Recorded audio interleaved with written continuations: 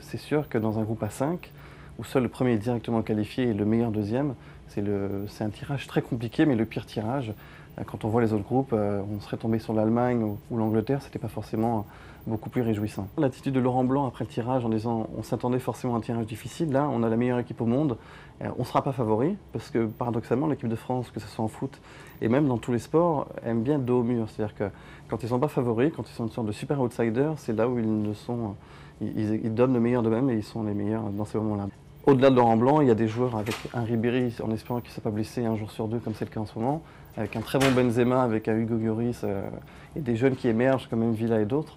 Oui, il y a le potentiel pour, pourquoi pas, être premier du groupe, parce qu'aujourd'hui, on part du principe que quoi qu'il arrive, la France ne pourra pas faire mieux que deuxième.